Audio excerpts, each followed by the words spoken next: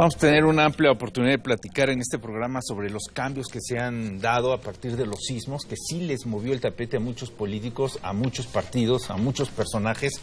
Se abren oportunidades no tan ciertas o creíbles como los independientes, se están fortaleciendo partidos como el PANAL, que van creciendo, pueden ser pues un motor, un eje estabilizador en el 2018 y quizá quienes puedan definir toda una elección, y por ello está con nosotros Luis Castro, presidente del PANAL.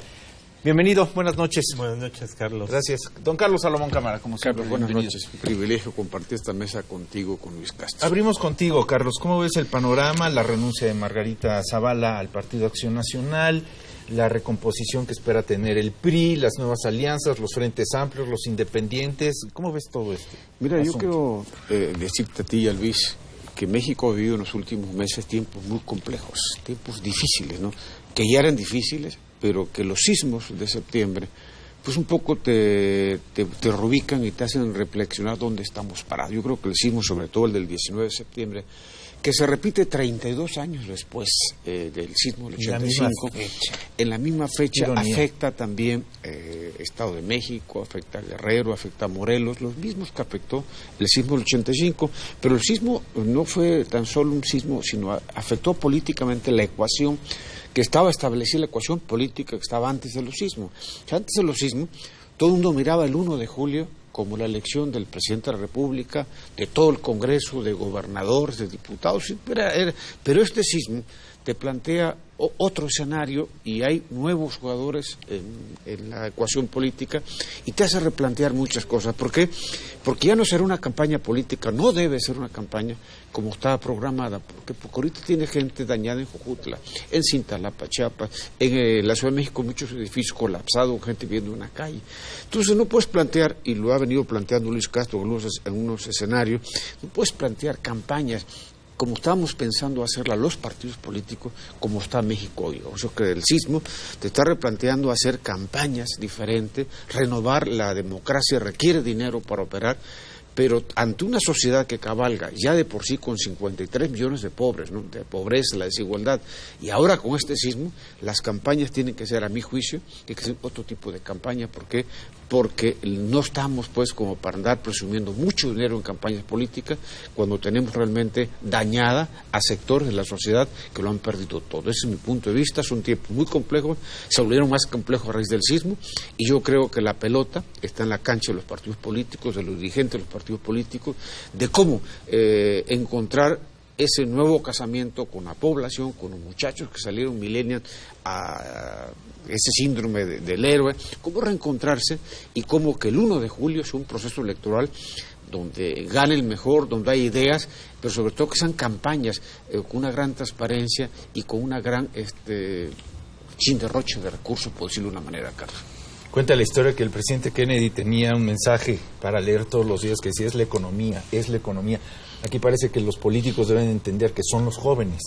Ya nos dieron una lección, este 19 otra vez.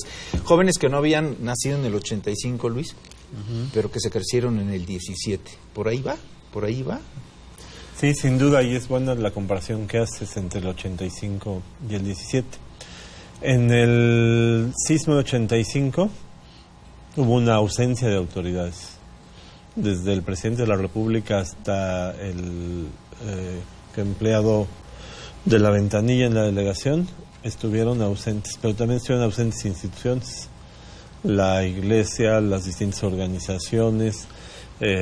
No hubo ninguna respuesta institucional en la emergencia y la gente salió a la calle. Ahora volvió a salir la gente a la calle y había varios cambios. Uno de los cambios más importantes que observaría es que sí hubo instituciones y autoridades. Mencioné a la iglesia en 85 porque ahora volvió a estar ausente la iglesia. No dijo: esta boca es mía. Sin embargo, estuvo... Nada más criticó la corrupción de los políticos. Sí, fue lo único que hizo la iglesia. En una declaración. Y el cardenal que pidió más limosnas, ¿no? Que dijo: multipliquen sus limosnas para los damnificados. Bueno, ¿dónde? Hazme el favor. ¿No? Pero si es el ejército. El ejército llegó, la Marina llegó, la Policía Federal llegó, el ERUM llegó, los equipos de rescate de la Ciudad de México llegaron, en el caso de la Ciudad de México, y los equivalentes en los estados. los topos llegaron y la gente se volcó a la calle. Ahora, en el 85, ustedes no habían nacido, pero cuando estábamos ahí en el rescate... No habíamos nacido, somos sobrevivientes de 2 sismos ya. Y el Ángel fue antes, ¿verdad? Ese yo no había nacido. En el 57. Había todas las edades participando en el 85. Ahora había de todas las edades solo vecinos de los edificios que se cayeron. Los demás eran jóvenes que salían con un espíritu solidario y con una capacidad de convocatoria a través de las redes sociales. En el 85 se interrumpió la televisión, no la radio. La radio jugó el papel en el 85 que ahora las redes sociales. Oye, Luis y Carlos, a ver, es mi percepción, pero hasta donde yo tengo registros y he revisado cientos de catástrofes, ciclones, terremotos, erupciones que ha vivido nuestro país, nunca había visto al gobierno o a los gobiernos, ahorita menciono cuáles, rápidos, eficaces, contundentes. Estoy hablando del federal, voy a ponerle nombre, Enrique Peña Nieto, y todo lo que representa, gobernación, Sedena, Marina, etcétera. Estoy hablando de Miguel Ángel Mancera, en la Ciudad de México, C5 y todo el operativo, Cóndores y demás. Estoy hablando de Alejandro Murat en Oaxaca, estoy hablando Héctor Astudillo en Guerrero, estoy hablando Alfredo del Mazo en el Estado de México. Me parece que fueron ejemplos de que hay respuesta rápida institucional, ¿o me equivoco? La hubo la respuesta, pero con una diferencia. El malestar de la sociedad, la desconfianza. Una lata de atún embodegada generaba un rechazo. Graco no sale bien librado. Hay unos que suben, otros que bajan. Graco cayó muy feo. Entonces tiene razón Carlos cuando señala que se modifica el escenario. Yo creo que cambia la correlación de fuerzas. De entrada, todos los aspirantes a la presidencia que estaban en sus marcas se tuvieron que poner a trabajar en algo relacionado con los sismos. No pueden renunciar para postularse a la candidatura, pero les queda poco tiempo porque diciembre es el plazo para hacerlo. Entonces sí hay un movimiento aparte de lo que decía. Y bueno, luego entró esta carrera que yo le llamo el teletón demagógico o el concurso de quién es más populista, cuando con razón la sociedad empezó a demandar que los partidos renunciáramos a prerrogativas, disminuyéramos los gastos de campaña, que es lo que señala muy bien Carlos. Que fue un circo grotesco en la Cámara de Diputados, ¿no, Carlos? Yo quisiera más puntualizar un poco, Luis y Carlos. En el 85 el gobierno se pasmó, o sea, todos los gobiernos.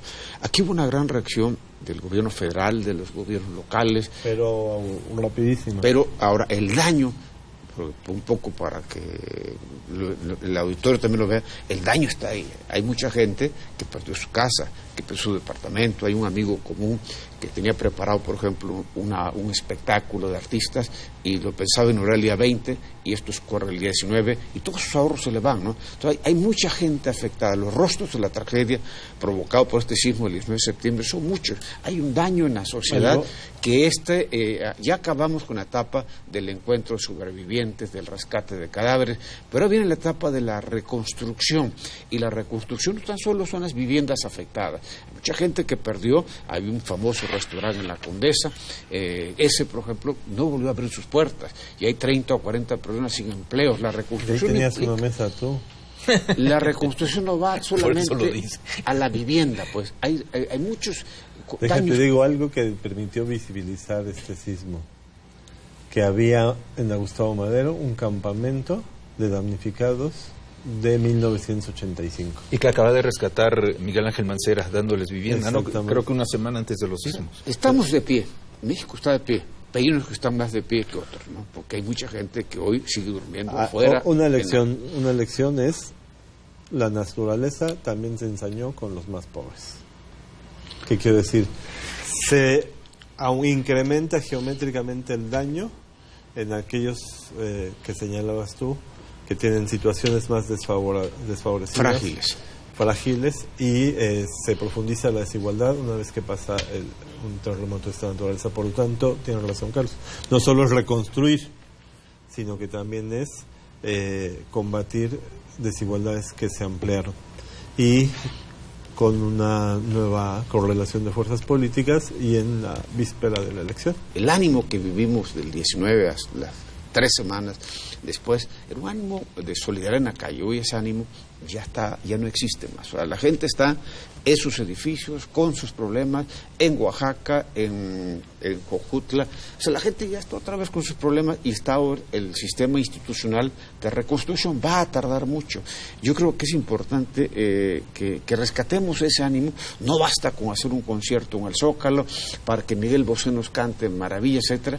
Yo creo que el ánimo tiene que mantenerse solidariamente. Yo creo que hay que hacer campañas políticas, pero sin dejar de pensar el estado social en que se encuentran miles de mexicanos que no pueden estar viendo dinero en abundancia en campañas políticas cuando ellos lo han perdido pero todo. No solo es eso, Carlos, sino cuál es el destino del recurso para la reconstrucción. Nosotros planteamos varias características del recurso. Uno, el dinero tiene que ser sin que lo manejen los partidos políticos. Dos, se tiene que tener la flexibilidad para que se empiece a ejercer ya, hoy, mañana, pasado, porque el Fondo para la Prevención de Desastres, el FONDEN, se ha tardado hasta más de un año en que lleguen los recursos. ¿Y por qué? Porque es una institución burocrática dispersadora del recurso. El FONDEN decide apoyar un programa por una inundación y lo que hace es darle el dinero a la SCT, darle el dinero al gobierno del Estado, en fin, lo reparte, solo es dispersadora del recurso. Por eso nosotros no estamos de acuerdo en que se vaya al FONDEN. Entonces decía yo, sin control de partidos políticos. Dos, que se pueda aplicar de inmediato. Tres, que pueda ser vigilado socialmente. Y hasta propusimos que sea la figura del testigo social que existe en las licitaciones, que puede ser una persona física o una persona moral. Entonces, vigilancia social. 4, que se destine a apoyar a damnificados de ambos sismos, no solo el más reciente y más grave. También el que tenga la flexibilidad jurídica para que pueda convenir con las fundaciones e instituciones que multiplican el recurso. Hay una fundación que da 5 pesos por uno, hay otro grupo empresarial que da 3 pesos por uno, por cada uno que aportes. Hay otras instituciones y bancos que dan 1 a 1, es decir, lo duplican. Entonces, por ejemplo, en el caso de nuestra propuesta en Nueva Alianza era, si destinamos el 20% del gasto de campaña más el 6 ordinario, si lo multiplicas por 5 ya equivale al 100% de la campaña. Si se va al FONDEN, no se puede multiplicar el recurso. A ver, vamos a hacer una pausa para que nos expliques bien cómo está ese asunto. ¿Por qué la reticencia de los políticos para apoyar en esta desgracia a miles de mexicanos? Y Carlos Salomón dijo algo muy interesante, renovar autoridades. Si me permites enriquecer un poquito esto, si es que soy capaz de ello, Carlos, es renovar autoridad y autoridades. Por no necesariamente cuando llegue el personaje tiene la autoridad suficiente. Esto va en serio. Una pausa, volvemos. De frente y en serio, Luis, poco te tenemos que reprochar, porque tú has sido un motor, has sido una vitamina para la convivencia, para el diálogo, para la confrontación de ideas. Lo hiciste cuando los ataques de Trump. Lograste una unión de partidos, de dirigentes muy interesante. Ahora lo estás haciendo por lo de los sismos. Tienes la vocación, tienes el talento y tienes la fuerza. Y te preguntaré de manera directa, ¿ustedes van a ser la bisagra? Perdón, así fue el término que se usó para el verde cuando ganó Fox en la elección del 2000. ¿Ustedes van a ser la bisagra, van a ser el trampolín, van a ser quien empuje la elección del 2018? Yo lo suelo decir que en el turquesa hacemos la diferencia. Y lo hemos hecho en múltiples elecciones. Hacemos la diferencia, lo hicimos 2 veces en Colima. Bueno, en el Estado de México no se explica, sin la coalición no hubiera habido triunfo en la elección del Estado de México, aunque luego el triunfo genera amnesia. Lo que creemos es que sí podemos ser definitivos en el resultado de 2018. La forma como participemos va a influir indudablemente. ¿Por qué? Porque se trata de una elección competitiva. Cuando hay competencia, cuando está reñida la disputa electoral, Nueva Alianza somos factor que incide directamente en el resultado. Y nos ha ocurrido muchas veces y nos ocurre en órganos colegiados de la Cámara de Diputados. Son varias las experiencias que tenemos. ¿Y van a ir en alianza? Entonces, o van a ir en bloque, que no es lo mismo? Es interesante lo que dices, es importante lo que señalas, lo que preguntas. No lo hemos definido porque ahora hemos hecho una propuesta al frente El Frente Ciudadano por México, que se está constituyendo, nos hizo una invitación a dialogar con ellos. Nos mandó Alejandra Barrales, la presidenta del PRD, una carta formal. De manera formal les hemos respondido haciendo propuestas concretas en 3 ejes. Primer eje, lo voy a decir en el orden contrario al que lo escribimos en un breve documento de 6 cuartillas. Tenemos que acordar un método de diálogo que genere confianza entre quienes participamos en la construcción de los acuerdos y que genere confianza en la sociedad de que no son acuerdos en lo oscurito. No son los líderes en lo oscurito que se reparten las cosas, no. ¿Cómo se construyen los acuerdos? ¿Cuáles son los acuerdos a los que se llegan? ¿Cómo garantizamos que cumplimos lo que quedamos tú y yo? Pero además, cómo la sociedad sabe en qué quedamos y que fue por el bien del propio frente y del beneficio. Es el primer eje. El otro es el método de elección. Y en el método de elección planteamos 3 características. 1, deliberativo. ¿Qué quiere decir esto? Que haya debates, que aspirantes debatan, discutan, argumenten y contraargumenten. Entonces, deliberación. Segundo, inclusión. ¿Qué significa inclusión? Que cada uno de los partidos que conformemos el frente podamos proponer libremente a quien pueda aspirar. A ciudadanos. A ciudadanos o a cuadros nuestros. Pero esa es la segunda fase de la inclusión. Que ciudadanos, podamos proponer ciudadanos. Entonces, Nueva Alianza dice que venga tal personalidad, lo proponemos. Fuimos el primer partido en postular a un ciudadano como candidato a la presidencia.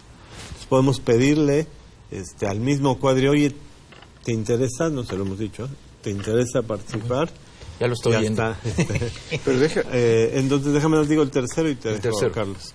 Entonces dije, deliberativo incluyente, un independiente, ve que no le dan las firmas, pero es un cuadrazo, pues órale, vente a participar. Para que lo hagan se necesita, lo tercero, que sea democrático. Oye, pero si no le da la firma, pues es que será un buenazo, pero es que no las tiene firmas, aceptación. Las firmas tienen ciertos requisitos, tienes todo un trámite que hacer. Se pusieron muchos candados, como por ejemplo que si tú le firmas a 2, si tú firmas al Bronco y a Pedro Ferriz, se le anulan a los 2. Y tú quieres un independiente. Y ellos, pero dudabas cuál de los 2. Entonces imagínate, van a subir las firmas online y las va a cotejar el INE para rechazarlas. Tienen que conseguir, no sé, 20-25% más de firmas de las que se exigen para que cuando se las invaliden se puedan postular. Pero no importa, el chiste es que le puedas garantizar a quien venga de fuera que va a haber una regla clara y democrática para que te decidas o no inscribir este proceso. Fíjate, los números están variando tanto que hoy por la mañana veía yo algunas estadísticas que mostraban que después de la renuncia de Margarita al PAN, quien tiene mejor aceptación que ella en este momento es Ríos Peter como independiente. Le favoreció, no he visto esa, le pero favoreció es a Armando. Termino diciendo, el tercer eje es la agenda compartida para un proyecto de nación. Esto es poner en la mesa claramente los temas, porque vimos como el PRD tuvo un apoyo a la política fiscal porque participó incluso en su formulación, y el PAN la combate. O como el PAN apoyó la reforma energética, incluso participó en su formulación, incluso la retuvo hasta que saliera la reforma política del 14 y luego ya la soltó, y el PRD la combatió, y la combatió tanto que hasta una consulta ciudadana que llegó hasta la Suprema Corte de Justicia para combatirla. Entonces, hasta las Adelitas a la Asamblea. Exacto, entonces nosotros tenemos que poner en la mesa, y Nueva Alianza ya puso en por respuesta al frente, el tema educativo. Nosotros tenemos que defender la educación pública y que ni un solo centavo de la educación pública se vaya a intereses privados. Entonces eso ya lo pusimos en la mesa. Entonces hay que acordar eso. Y por eso es importante el debate también, porque quien aspire tiene que asumir la plataforma en conjunto que realicemos en el frente. Entonces vamos a explorar ese camino. Yo te voy a decir algo, Carlos, quizás Luis no te lo quiera decir en su calidad de presidente, pero yo conozco una Alianza de una manera cercana. Nueva Alianza no es un partido, es un partido que está sustentado mayoritariamente en una base magisterial. Son maestros que están en Oaxaca, en Chiapas, en Sinaloa. Entonces la base de Nueva Alianza es una base sustancialmente militancia cualitativa, porque son maestros en su gran mayoría, y muchos ciudadanos, como lo fue Gabriel Cuadre hace 5 años que fuera. Nueva Alianza no es tan solo la bisagra cuantitativa, tiene la obligación Nueva Alianza de ser la bisagra cualitativa. ¿A qué me refiero? A que no es porque tiene muchos diputados locales, muchos presidentes municipales en Oaxaca y diputados del Congreso Federal. Nueva Alianza está obligado a ser la bisagra cualitativa. ¿A qué me refiero? A lo que está planteando Luis Castro. La Nueva Alianza tiene que ser la que le plantea a la sociedad con una gran transparencia por la autoridad de sus militantes, que no son militantes, como te dijera, de una gran educación, muchos plantear esta agenda cualitativa. O sea, ¿qué es esto? Sí, vamos al frente, ¿no?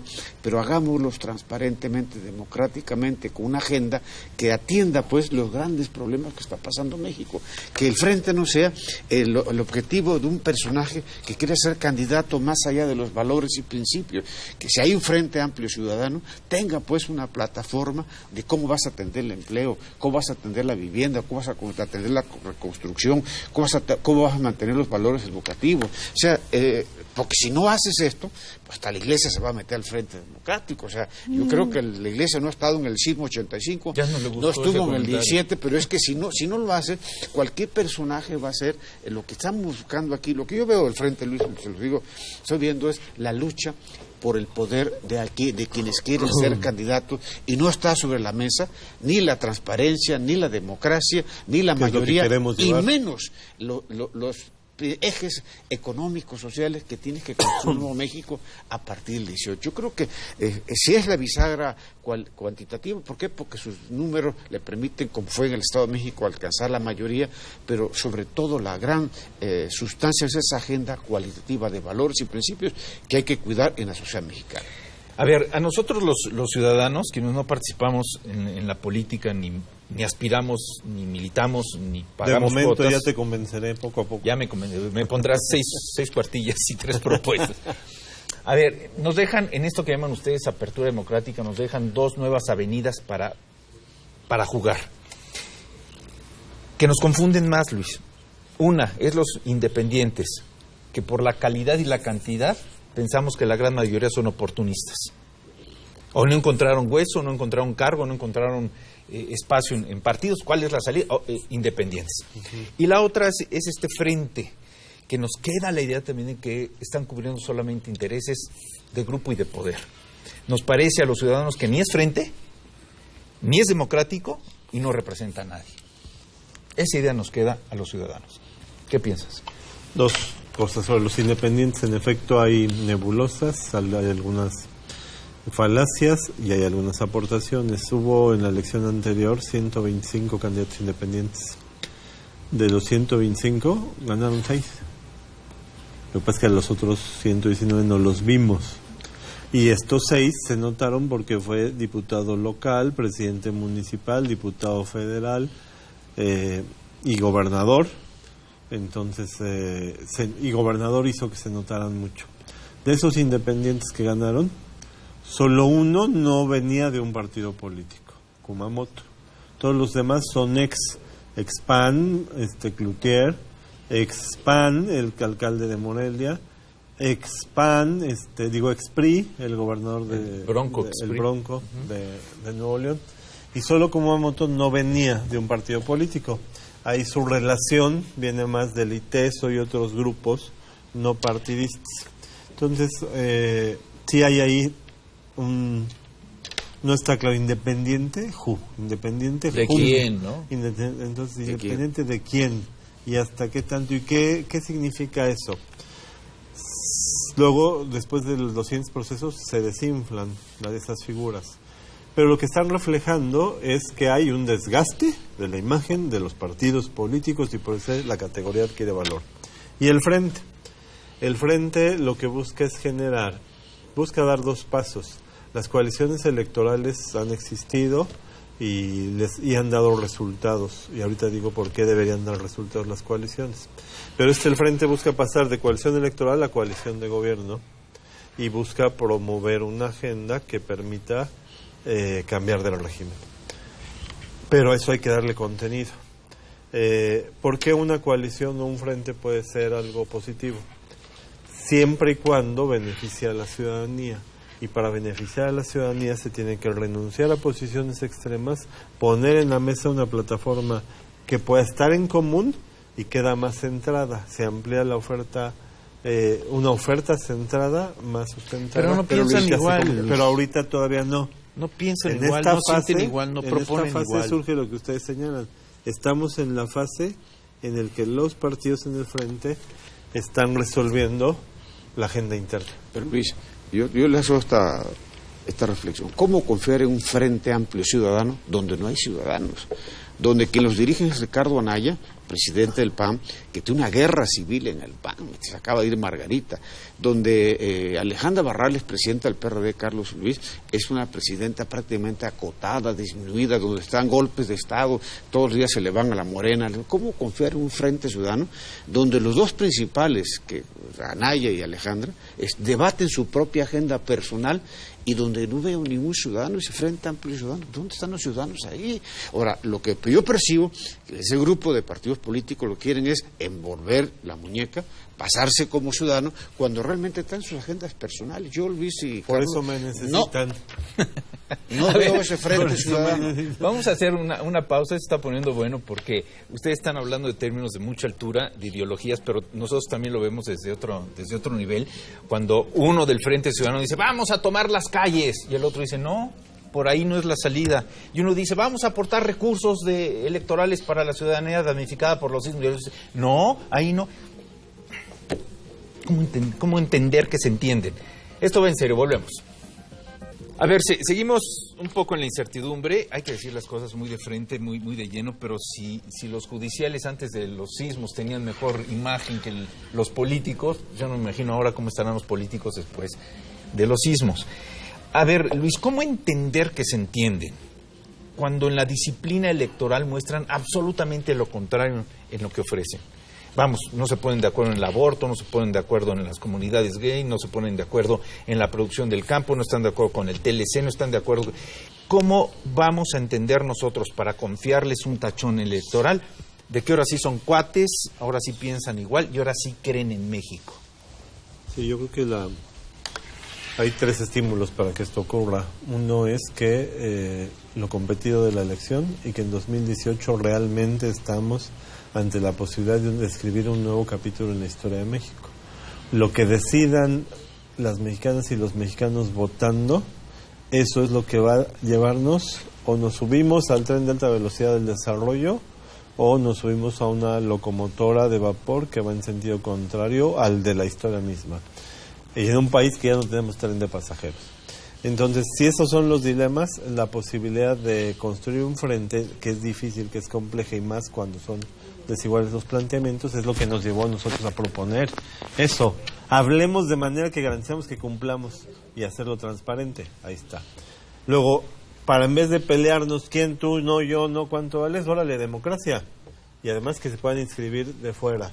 Órale, vamos, votamos, discutimos, debatimos. Y tercero, ponernos de acuerdo en los temas. Hay cosas fundamentales, hay asuntos fundamentales que para que México sea próspero, que necesitamos, y además creo que en los planteamientos que podamos llevar a la mesa se pueden hacer. ¿Qué es lo que sucede ahorita? Que estamos en la fase de conformación, ni siquiera me han respondido las propuestas y estoy en espera de que esto ocurra. Pero a ver, el presidente de la República al inicio de su gestión, Carlos, ¿no había intentado esto por México y llamó a los partidos políticos el pacto y todo eso? Y tuvo más de 14 reformas. Y luego Ahí van las reformas, luego se descompuso. ¿Por qué? Por el interés en la lucha política. Y no era un proceso electoral, era un proceso pensando en el país. Carlos. Tú arrancaste este segmento diciendo el sismo. Yo creo que el sismo es la gran oportunidad que tienen los partidos políticos de reencontrarse con la gente. Ya había un divorcio entre la gente y los partidos políticos. Tú lo decías al principio. Están muy mal evaluados los partidos políticos. Entonces, ¿qué es? El sismo te da la oportunidad de decir, no estamos parados. ¿Y qué realmente necesita la gente, como sea Luis Castro? ¿Cuál es la agenda que te puede llevar hacia un México con más empleo, con más vivienda, con más educación, con más oportunidades para los jóvenes? Eso es lo que te da el sismo. O sea, el sismo modifica la ecuación política, pero el sismo te obliga pues a replantearte que entre 8 meses y 10 más habrá nuevo presidente de la República, quien que sea candidato del Frente, candidato de quien sea, tenga una propuesta que conecte con los jóvenes, que estaban en la Condesa, en la Roma, en el Valle, haciendo esos actos de solidaridad. Pero esos jóvenes también requieren empleo, requieren formar una familia. Entonces, si no hay una agenda que conecte con los problemas que tiene Jojutla, Oaxaca, etcétera, estaremos hablando más de lo mismo, y yo creo que el divorcio será mayor entre la sociedad y los partidos políticos. Yo creo que, y no sé si Luis Castro me aprobará esto, el INE tiene aprobado cerca de 25,000 millones de pesos para el 18. Un mundo de dinero, 25,000 millones de pesos. ¿Cuántas casas, cuántas escuelas se pueden hacer con eso? ¿Qué hay que hacer? Pero eso lleva a una... Ahí sí estoy parcialmente de acuerdo. Hay que recortarle, vigilarle el ejercicio de los gastos, pero la democracia mexicana cuesta porque hemos partido de la desconfianza, porque venimos de historias de fraudes, pero es mucho más barata la dictadura. Y entonces, a ver, ¿qué le decimos? ¿Que no monitoree? Le podemos quitar 800 millones de pesos y le quitamos la función de monitorear. Oye, pero a ver, espérame. Hay plásticos con rostros de 1,000 gentes colgadas en postes que no valen para nada. Pero eso no es ese recurso que dice. Hay unos spots tan insultantes, tan ofensivos. No, pero ese no es el recurso al que se refiere Carlos. Y ahí... Pero es dinero también. Y ahí... Sí, pero ahí es donde están las propuestas que hemos hecho en Nueva Alianza. De entrada nosotros decimos, se debe prohibir la propaganda en toda infraestructura urbana. Entonces, espectaculares fuera. ¿A quiénes benefician los espectaculares? A los familiares y compadres de políticos que tienen esos negocios, que además se basan en el permiso urbano. Quitas todo eso. Puedes ¿quieres publicidad? Ponla en la ventana de tu casa particular, pero fuera propaganda. El segundo que hay que hacer es bajar a la mitad el gasto de campaña, el tope de campaña, porque con eso reduces gasto público y reduces gasto privado. Y luego el riesgo y el peligro con esta propuesta de desaparecer el financiamiento público. Vas a tener una democracia de ricos, de burgueses, decíamos los ortodoxos, o de malosos. De crimen organizado. El financiamiento privado de las campañas puede venir de 4 lugares y solo uno es legítimo: simpatizantes y militantes.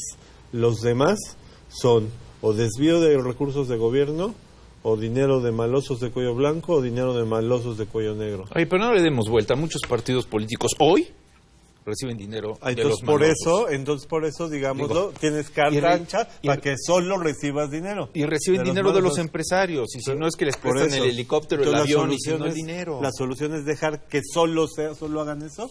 ¿O la solución es vigilarles y restringirles eso? La solución es que sean honestos, ¿no, Carlos? Yo creo Crear que... comisiones y órganos de vigilancia y auditorías y transparencia es puro rollo. No es ni por decreto, ni diciendo que no hay financiamiento público. El financiamiento público es lo que puedes fiscalizar.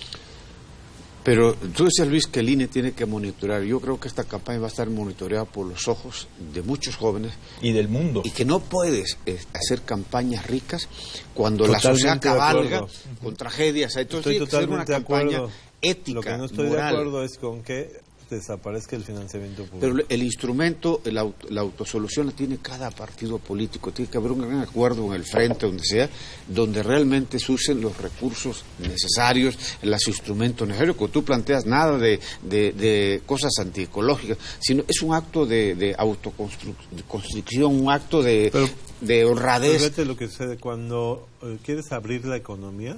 ¿Qué es lo que haces? La liberas, desregulas, quitas trámites, quitas candados y funciona la economía.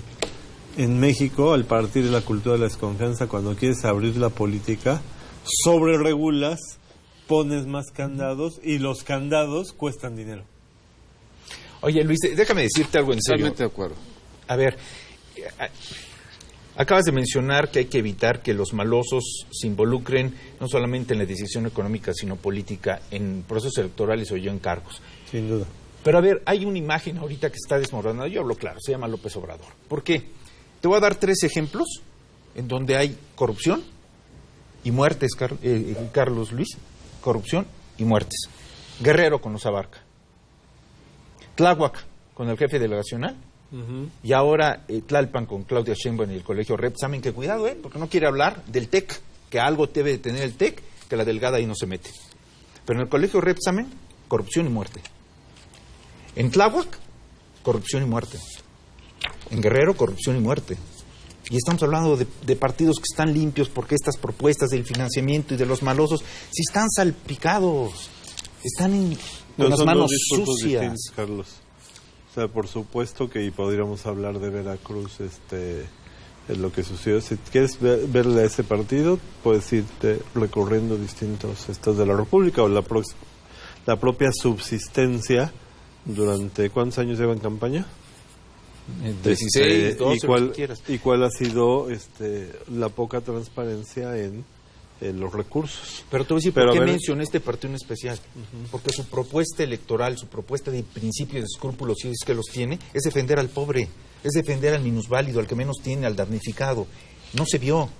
Y hemos visto un gran lucro de la política que involucra crímenes. Hay 43 desaparecidos en Guerrero. Y le echan la culpa al gobierno federal, que ni siquiera ha tomado la administración cargo de ese asunto.